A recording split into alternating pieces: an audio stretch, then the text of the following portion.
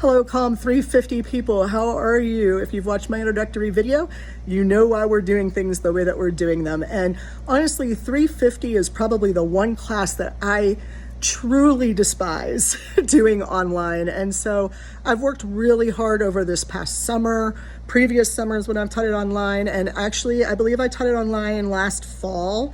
I'm working really hard to try to make this better for everybody, and I think we finally got our hands on achieving all of the course goals while at the same time not making life a living hell for you or for me. As you know, online courses are a lot more work. And the fact of the matter is that I know that you think it's more work for you. I've heard rumors like people saying, oh, well, we have to teach ourselves. And I understand where that comes from. But the fact of the matter is that you should have been doing that while you were in your seated classes too. So pardon my 18th century monk, maybe 17th century monk haircut. I have not cut my hair since COVID, and it was shaved completely the last time that I had done anything to it or had somebody do something to it. So it's coming in a little bit weird, I'm not gonna lie to you. Sometimes you'll see a little alfalfa sprout, but do know that I did attempt to do my hair and to look alive for you all. You will never see me come into this class via video in some sort of like casual, sort of unprofessional or, bathrobe and bad hair. I will, however, drink coffee during these lectures. So you may see that. So one of the things I wanted to talk to you about specifically is your book. Some of you may be wondering what the heck this thing is. I believe it's available in digital as well as paperback form.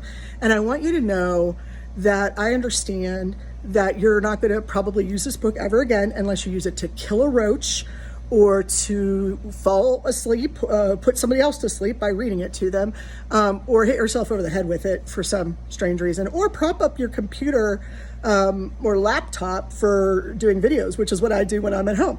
This is your book. It's backwards to you right now, I think. I'm sorry. It's called The Rhetorical Tradition. And as you can see, it may look a little bit different than yours, not in thickness, not in the fact that it has no pictures and it's got onion papers. And you're probably wondering, are we reading this whole thing? No. That's the first thing is, no, we're not going to read page by page by page, okay? But the second thing is, the book I have is actually the second edition, and I ordered the third edition for you all. There's not a big difference between the two. However, page numbers are where the biggest difference is. So I'm trying to get a hold of a copy of the third edition so that I can do the syllabus with page numbers. But for right now, I'm doing the syllabus with the author and the title of the work only. So when I put that there on your syllabus where you see it, that means you read that particular work from that particular author. I also will tell you to read the introduction to not just each theorist that we study, but also to each of the works, because Bizel and Hertzberg do a very good job of telling you what you need to look for in that particular work. Do you get what I'm saying? They will tell you what's important in that really long work. They will take it down to like 2 pages. Do we all get what I'm saying? I can't feel the room, so I feel like I'm talking to a brick wall. I am, actually. It's a brick phone, actually.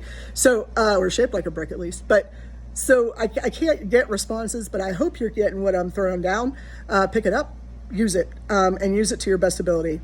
You will find that we are going to cover a lot of different subject matters, a lot of different time periods. I'm going to try to I will go chronologically because that will be helpful to you.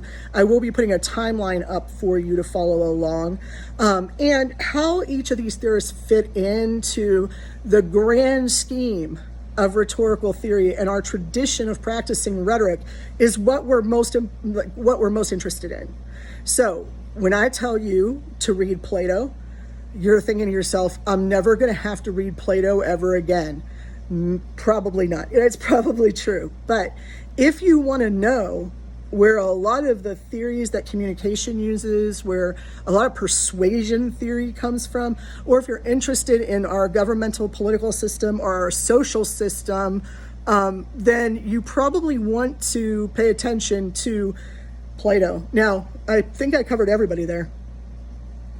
The biggest problem that I have in teaching the rhetorical tradition is that you'll notice the word tradition. And that means that we're looking at the way that Western philosophy has built up this concept of rhetoric, persuasion, and communication. That means we read a bunch of old dead white guys for the most part. I will do everything I can to bring in examples from women, from persons of color, from people of different ethnicities and backgrounds. But the truth of the matter is that I want us to acknowledge that I rely on you to bring that in as well.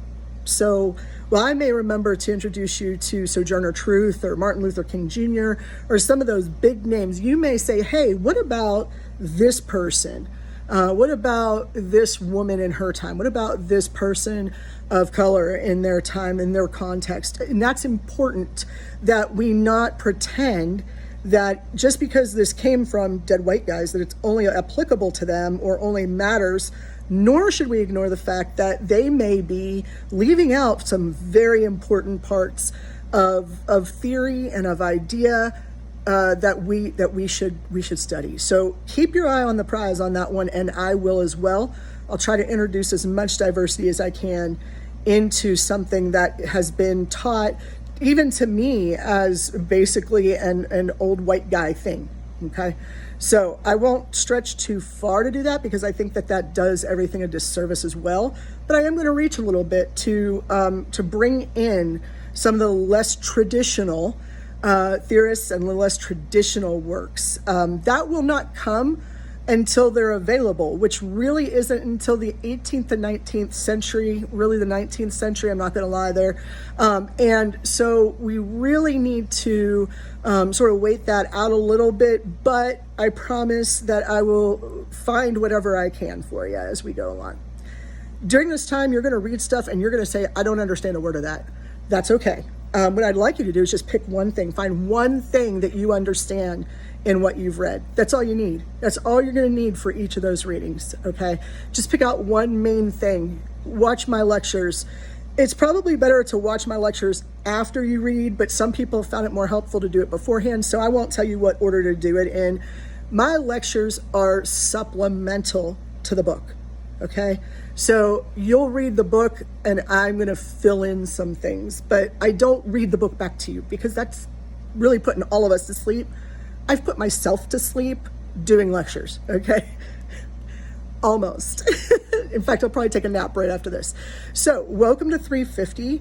Please look at the rubric. Please look at the assignments. Please look at the dates for things. Work within your schedule. Take care of yourself. Be healthy. Please don't come anywhere near me, but if you need me, let me know. Again, you have my cell phone number. Utilize it. If you do text me, make sure that you say, this is so-and-so from this class, because otherwise I have no idea who you are. So just let me know who you are. I'm looking forward to quote unquote meeting you all.